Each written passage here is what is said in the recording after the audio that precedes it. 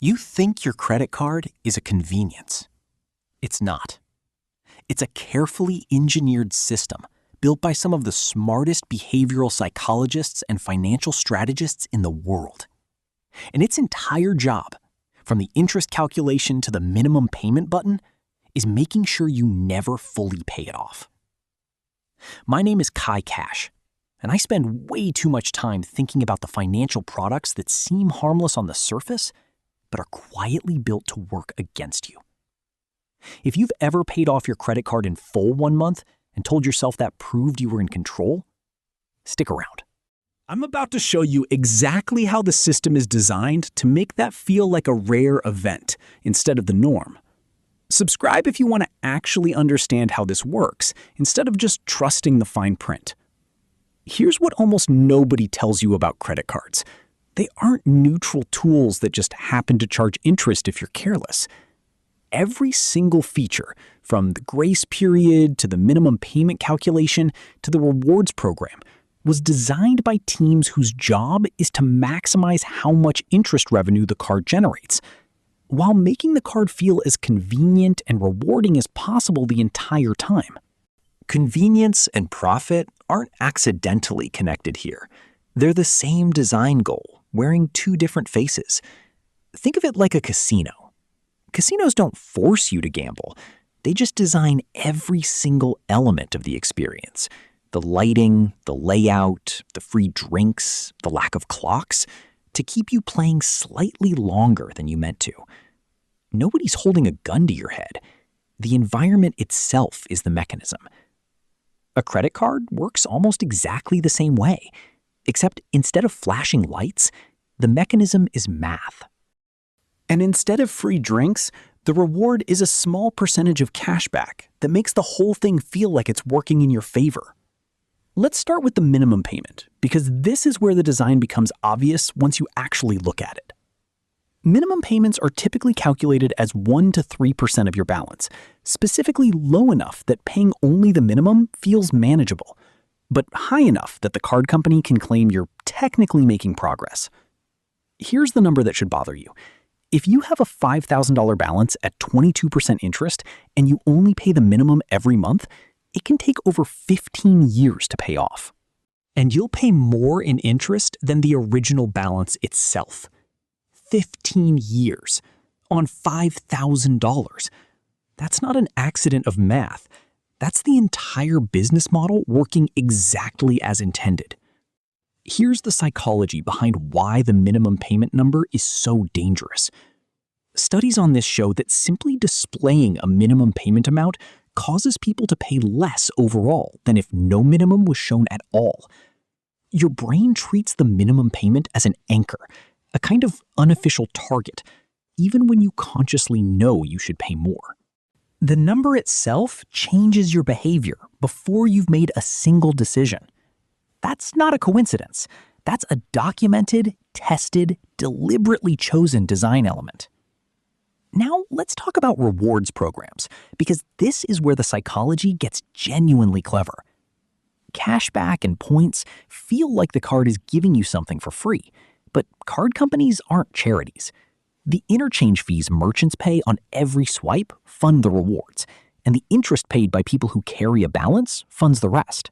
Research on this shows that people who use rewards cards consistently spend more overall than people using cards without rewards, often enough to completely offset whatever cashback they're earning.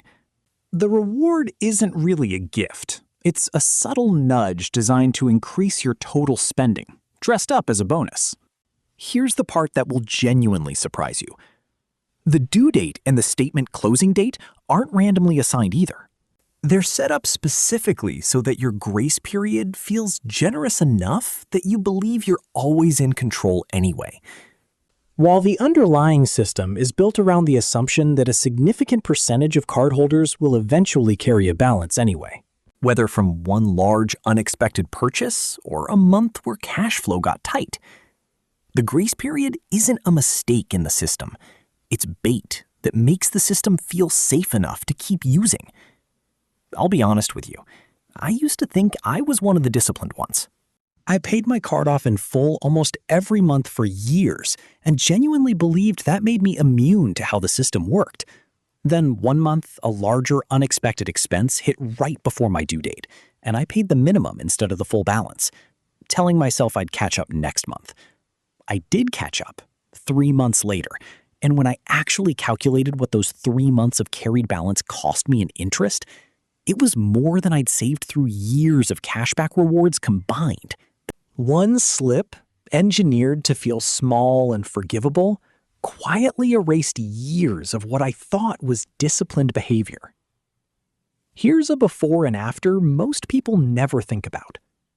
Before you understand how the design works, a credit card feels like a tool you're using.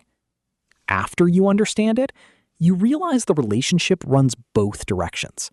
And the card company is using behavioral data from millions of cardholders to constantly refine exactly how to keep the average person carrying a small, quiet, profitable balance, without ever feeling like anything went wrong. And here's another one. Before you understand this, missing one payment or carrying a balance for a single month feels like a small, forgivable slip, quickly fixed and forgotten.